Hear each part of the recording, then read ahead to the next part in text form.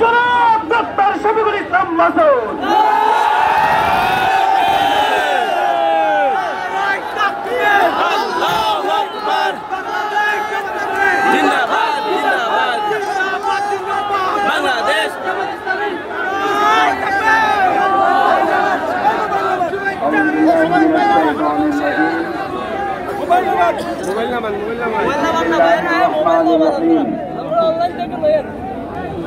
সম্মানিত প্রধান অতিথি, বাংলাদেশ জামাত ইসলামী ঢাকা মহানগরী দক্ষিণের সংগ্রামী আমির, কেন্দ্রীয় নির্বাহী পরিষদের সম্মানিত সদস্য জননেতা জনাব মোহাম্মদ নুরুল ইসলাম বুলবুল, প্রোগ্রামের সম্মানিত বিশেষ অতিথি জেলা সংগঠনের সংগ্রামী আমির, অভিজ্ঞ সংগঠক, জেলা স্কুলের সাবেক বিশিষ্ট শিক্ষাবিদ জনাব মোহাম্মদ ইসহাক খন্দকার সাহেব, উপস্থিত উপজেলা নেতৃবৃন্দ, জেলা সংগঠনের সম্মানিত নেতৃবৃন্দ, বাংলাদেশ ইসলামী ছাত্র শিবিরের জেলা এবং উপজেলা পর্যায়ের সম্মানিত নেতৃবৃন্দ,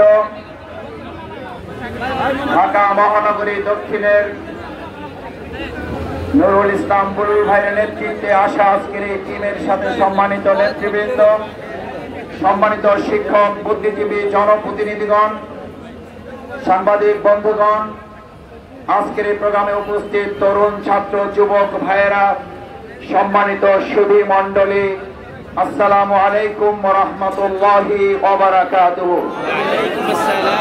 মহান আল্লাহর শুকরিয়া আদায় করছি যে আল্লাহ সুবহানাহু ওয়া তাআলা আজকের এই খোলা ময়দানে আল্লাহর নাম স্মরণ করে তার দরবারে শুকরিয়া আদায় করার তৌফিক দিয়েছেন। সেই আল্লাহ সুবহানাহু ওয়া তাআলার দরবারে অন্তরে অন্তঃস্থল থেকে হৃদয়ের সমস্ত আবেগ উজাড় করে আমরা সবাই শুকরিয়া আদায় করি আলহামদুলিল্লাহ। সম্মানিত তরুণ যুবক শিক্ষার্থী জনতা, আমরা 2024 সালের 5ই আগস্ট নতুন একটা বাংলাদেশ পেয়েছি আলহামদুলিল্লাহ। কিন্তু একই সাথে আমাদেরকে আজ 15.5 বছরের সেই ফ্যাসিস্ট সরকারের কেড়ে নেওয়া নিবন্ধন জামাত ইসলামের এখন আমরা পাইনি, তা আমাদেরকে ফিরে পেতে হবে।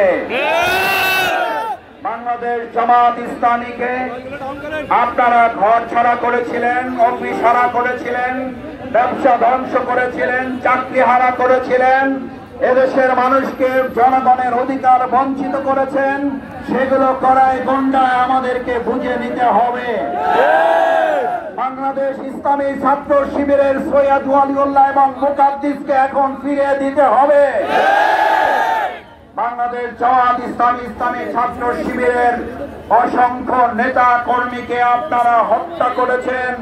তার দায়ে দেশের প্রচলিত আইন এবং জনগণের আদালতে বিচারের মুখোমুখি হয়ে শাস্তি কার্যকর না হওয়া পর্যন্ত কোন ক্ষেত্রে তাদের আদর্শের রাজনীতি, সন্ত্রাসের রাজনীতি, গণহত্যার রাজনীতি, গুলি চালানোর রাজনীতি, খুন খুনের রাজনীতি, আয়নাঘরের রাজনীতি এই বাংলাদেশের জনগণ আপনাদের আর পরিচালিত করতে দিবে না। আপনারা 2009 সালে আপনাদের রাজনীতি শুরুই করেছিলেন।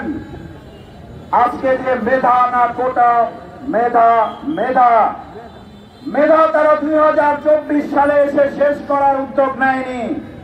তারা সৎ যোগ্য মেধাবী অফিসারদেরকে হত্যা করে বাংলাদেশকে একটি মেধাহীন রাষ্ট্রে পরিণত করার ষড়যন্ত্রের অংশ হিসাবে 2009 সালের 25 এবং 26 ফেব্রুয়ারি সৎ যোগ্য দক্ষ দেশপ্রেমিক 57 জন সেনা অফিসারকে হত্যা করার মধ্য দিয়ে একটা অন্ধকারের রাষ্ট্র এবং মেধাহীন রাষ্ট্র তৈরি করতে চেয়েছিল।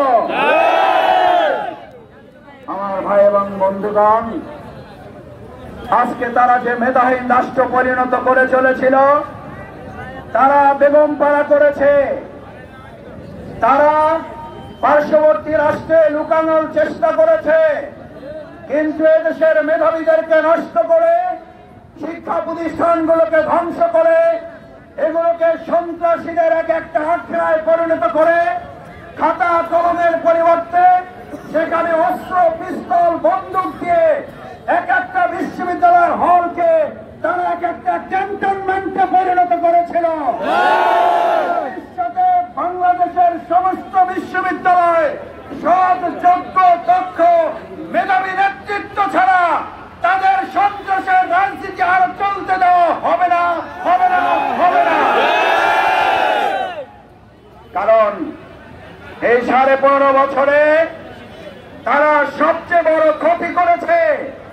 আমাদের দেশের অধিকাংশ মেধাবী ছাত্র শিক্ষার্থীরা বাংলাদেশকে অনিরাপদ মনে করে বিশ্বের বিভিন্ন প্রান্তে গিয়ে আমাদের দেশের সুসন্তানেরা, আমাদের মেধাবী শিক্ষার্থীরা পৃথিবীর বিভিন্ন জায়গায় তারা গুরুত্বপূর্ণ ভূমিকা রাখছে। আর বাংলাদেশে অথর্ব নেতৃত্ব দিয়ে ব্যর্থ রাষ্ট্র পরিণত করার দায়ে শেখ হাসিনাকে অবশ্যই ছাত্র জনতার কাছে জবাবদিহি করতে হবে। সম্মানিত শিক্ষার্থী, ছাত্র জনতা, ভাই এবং বন্ধুগণ, প্রধান অতিথি কথা বলবেন। আমি শুধু এই কথাটি বলে শেষ করতে চাই, 2024 সালের 5ই আগস্ট জুলাই গণ অভ্যুত্থানে আমাদের ভাইদেরকে একজন যাকে একটা গুলি করলে মারা যায়, সেই ভাইকে আপনারা 7টা গুলি করে শুধু হত্যাই করেন নাই, তার মগজকে গুলি করে বের করে দিয়েছেন। শুধু মগজ গুলি করে আপনারা শেষ করেন নাই, আপনারা লাশের স্তূপ ভ্যানে করে তুলে তাদের পেট্রোল ঢেলে আগুন জ্বালিয়ে দেওয়ার যে নৃশংসতা চালিয়েছেন, আপনার অন্তরে আজকে নৃশংসতার প্রতিশোধ আমরা এভাবে গ্রহণ করব। প্রতিদিন বাংলাদেশে অন্যায়ের প্রতিবাদে এক একটা ন্যায়ের কাজ করে আপনার অন্তরে আমরা প্রতি সেকেন্ডে আগুন জ্বালিয়ে দেব।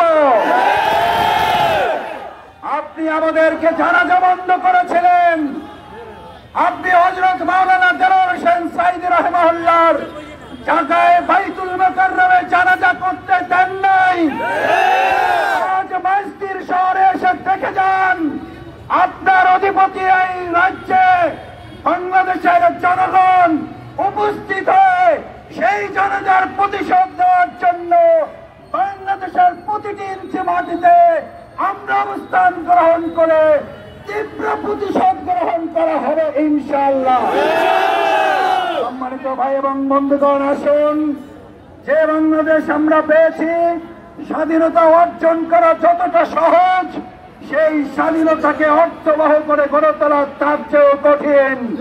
আমি শিক্ষার্থী ছাত্র জনতার উদ্দেশ্যে জানতে চাই, আমরা আমাদের আবু সাঈদ, আমাদের বীর মুগ্ধরা বুক চিতিয়ে গুলির মুখে জীবন দিয়ে যে নতুন স্বাধীনতা অর্জন করেছে, এটাকে অর্থবহ করার জন্য আমাদের যদি আমার জীবন বাজি রাখতে হয়, আমরা সবাইকে রাজি আছি ইনশাআল্লাহ।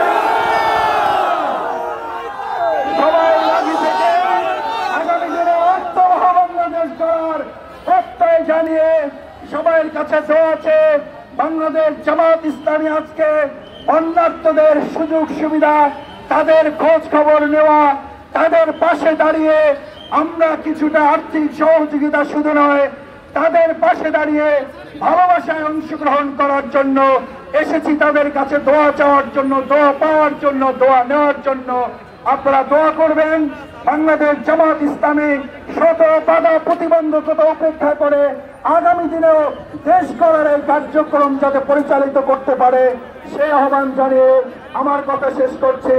আসসালামু আলাইকুম ওয়া রাহমাতুল্লাহি ওয়া বারাকাতুহু।